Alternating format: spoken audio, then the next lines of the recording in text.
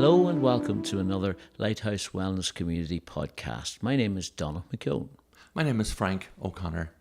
This program is designed to encourage open conversation around wellness, mindfulness and healing. As part of the Irish diaspora, Donagh and I like to bring an Irish dimension to this conversation. Our hope is to break through the stigma around mental health issues and to bring awareness to the many ways to a healthy way of life. And thank you to your response to our previous podcast. We always appreciate comments and plenty of them. Frank, you will get more and kind of respond more than I will. But people are responding to what we're talking about. Yeah, I had a lot of responses on the last one, particularly sometimes, because a lot of times I will also send out personal through the messaging app. So they're responding to that. And again, responses from Australia, somebody we know, John Sharkey, kicked in big time this week. Ireland, England, all over the United States, and a couple from Canada as well. So it's spreading. The message getting out there. We're going to talk about meditation again because that's at the core of what Frank does, what we kind of are pointing people towards. There is great healing in that.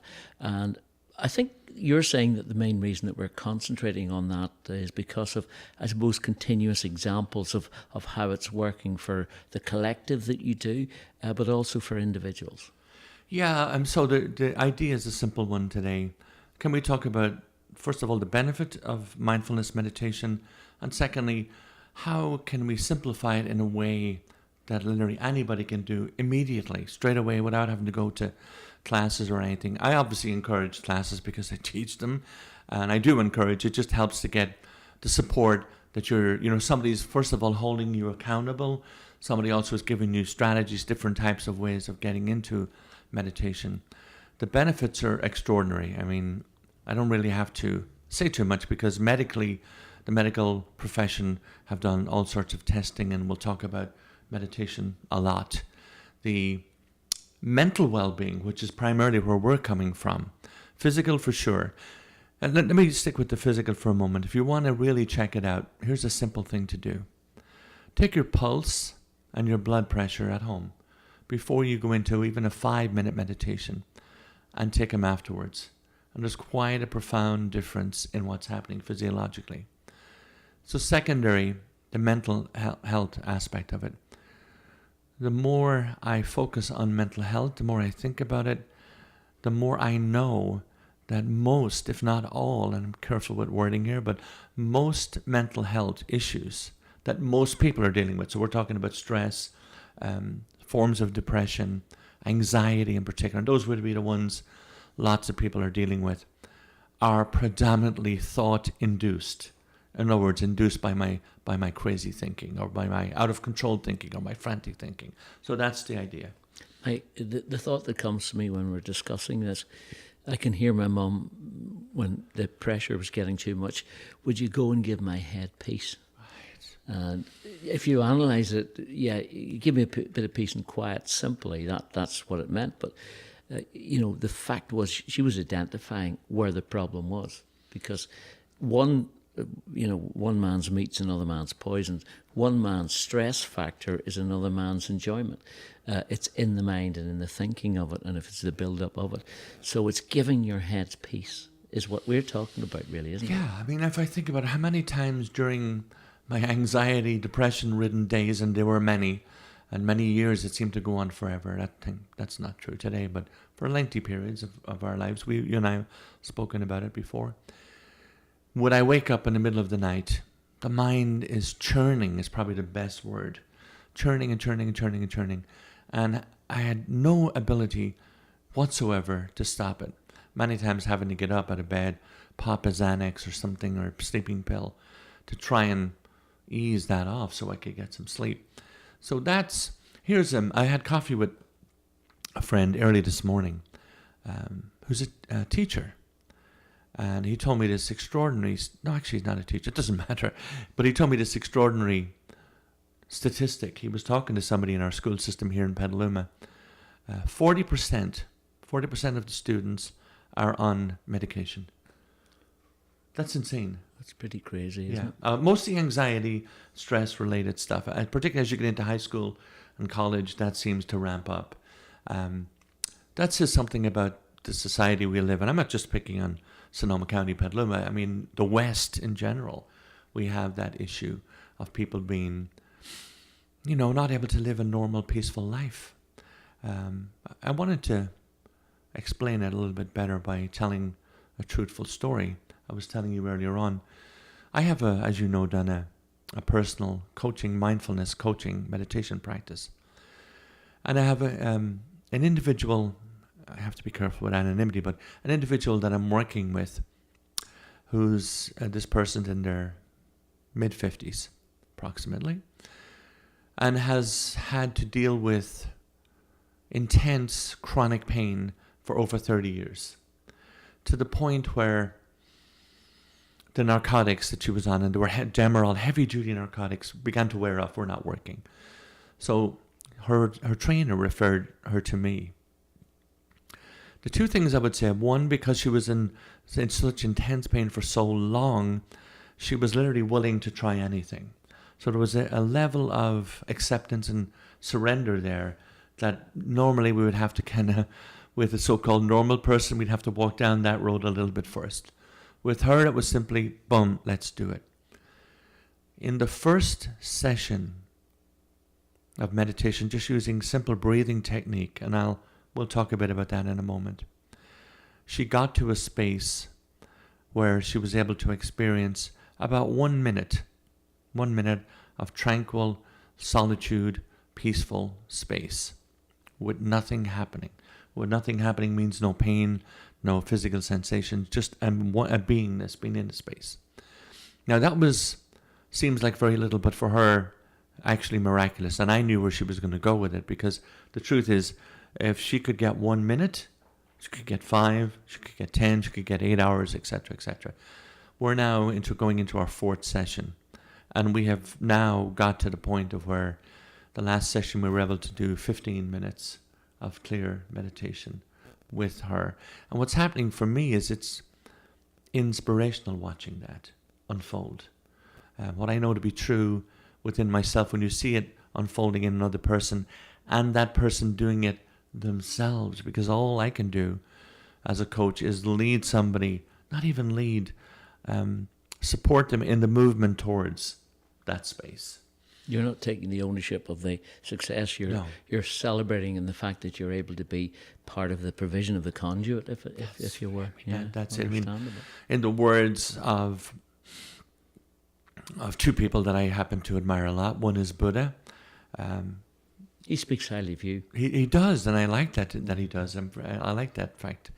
But he said simply, don't go outside yourself for answers. There's no need. And when Jesus of Nazareth was asked some questions, he said, well, his response about the kingdom of God, he said, the kingdom of God is within you. Now, that can be a very simple statement or a very profound statement.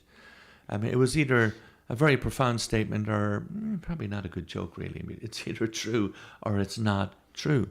But if they're all essentially saying the same thing, and the beautiful thing about that is it's devoid of theology, it's devoid of dogma, it just is, and that the answers are within us. Well, we talk about Celtic mythology, we talk about Celtic mysticism. It's at the heart of Celtic mysticism too, the Triscala, the journey from outer to inner. It's all done within ourselves, yet it's the same journey for you and for me and others. And when we realise that we are on the internal journey, that others are in exactly the same, there's that kind of, I understand that person might be slightly in a different part of the road to me, but he's doing the same thing, and it's a realisation. And yet, with all of that, there's an overall encompassing that we're all in the one. Yeah, I mean, that's a great point. Not that I forgot, but I wasn't in my awareness about the circle, the Celtic idea. It brings me to a great story about different groups of people climbing Mount Everest, like 5 or 6 different groups, and all going their own path up, different pathways. And a guy running around the bottom, frantically running around the bottom, shouting at everybody, "You're on the wrong path. You're on the wrong." So the only one who's disturbed is the one who's shouting, "You're on the wrong path." Everybody's moving forward on their own path.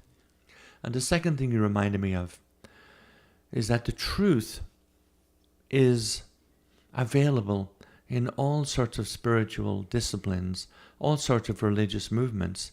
I had a mentor one time who said the following to me: there is truth in all things, but no one thing has a monopoly on the truth. And I like that idea. It brought me also to, I follow today, I'm kind of careful what I say, but I would predominantly be on a Buddhist type journey.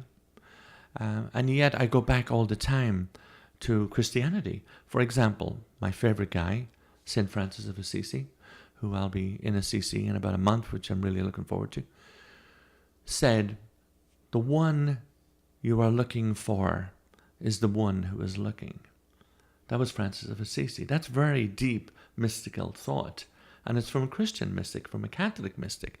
So even within any framework you go to, if you go to Islam, for example, and go to the Sufis, the Sufi branch of that religion, people like Rumi, whoa, get ready. I mean, that's really deep stuff. But it's... Well, let me ask you, without disclosing the information again or identifying, are you at a stage where you can ask the person, and it's almost like the teacher asking, did you get how I was teaching you, rather than did you get what I was teaching? That's what a lot of what you do is. You bring people to the ability to get into that meditative sense themselves. Are you getting that that's what's the penny is dropping with the lady, or is she just still in the early principle stage, or does it really matter, I suppose? But are you able to kind of convey that to some degree? Yeah, no, I hear what you're saying, Donna. I mean, what's happening now is she is meditating at home. And that's critical. Without me, without anybody, she's meditating on her own. Now, she's still coming back to me because initially you need that support. You need the technique for going in, just to strengthen it. She's in the process of building that into a habit, an habitual process of doing that on a daily basis. We're also strengthening the process by doing it together. The idea of community. In the Buddhist tradition, it's Sangha. Where in the Christian tradition, where 2 or 3 are gathered in my name, there I am. So again, every tradition has that built in. So initially, I mean, in the meditation coaching, I really won't let anybody stay around for too long. If we're doing 5 or 6 sessions, that really, really should be enough. Some people, it might be only 1 or 2. You're good to go. So it's bringing the teaching and bringing the experience. So we're talking about this whole idea of meditation. We regularly talk about it. One thing that you mentioned, a couple of figures that you see it. Hero is maybe the wrong word, but you kind of look to those for inspiration. You really don't need to have any hero. You don't need to have any dogma behind you to stop or start you. This is a journey that you can do without any of all of that. It's been around for millennia. Every indigenous people on the planet have some form of contemplation, meditation. Every religion on the globe, including, it was interesting, in the Catholic religion, we did not grow up in the time that you and I grew up in with any emphasis whatsoever on meditation. And yet if you go to the saints or the mystics within our religion, it's all over it. It's everywhere. So it's interesting that somehow that may have been dropped off down the line. I'm not contradicting you here. I'm going to tell you what my experience was, where probably I was introduced to the idea of meditation, but it was never meant to feel as if it was something that I could play with or whatever. It was almost like the regime. And I'm thinking of Holy Hour. We would have had a Holy Hour. Contemplation, it was called. You're talking to a 12-year-old, a 13-year-old, or 14-year-old in the language of the intellectual. You weren't, in my experience, you weren't talking to the young person and helping guide them. So that it is out there. I'm not trying to. Oh no, I get it. I mean, we had in St. Pat's too in Cavan, and you and I both went to Catholic diocesan schools. Exactly the same deal.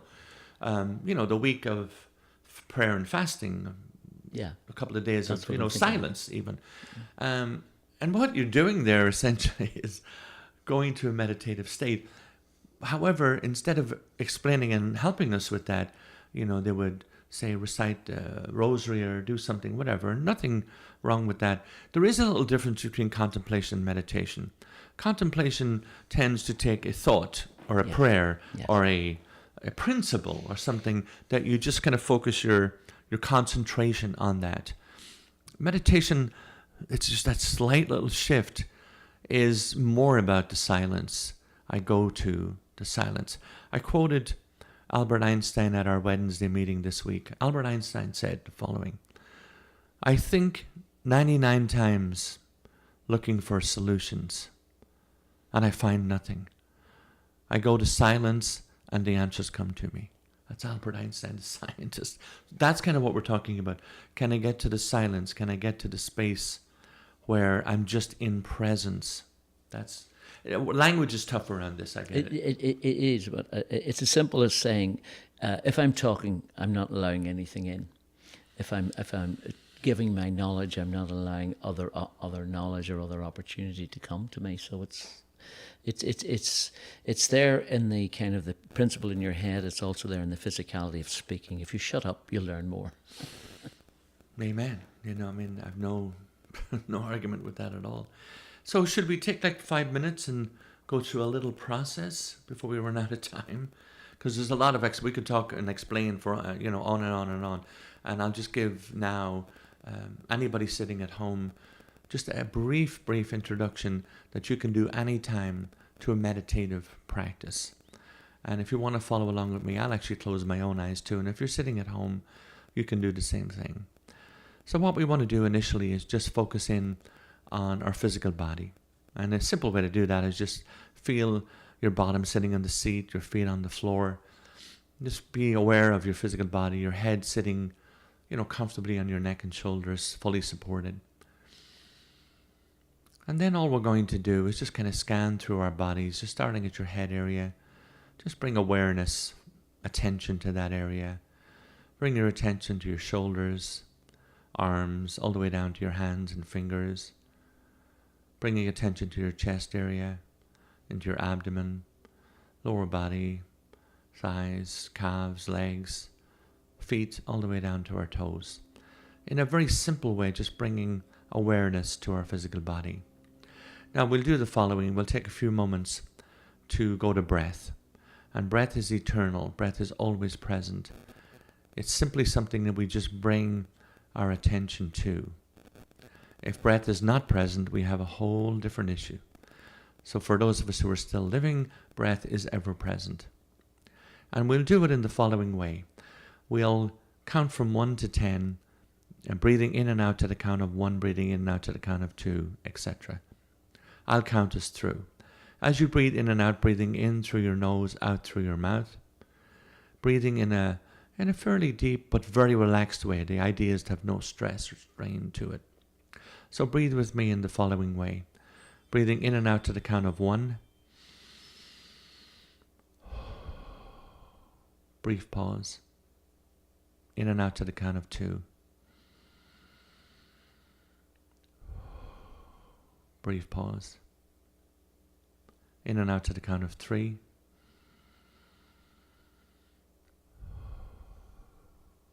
Pause. In and out to the count of 4.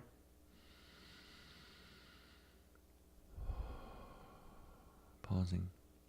In and out to the count of 5.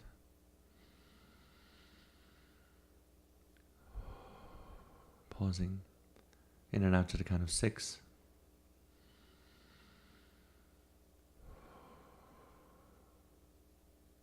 Seven. Breathing in and out to the count of 8.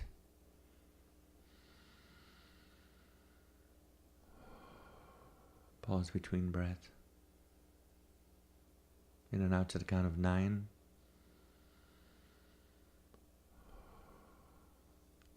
Breathing in and out to the count of 10.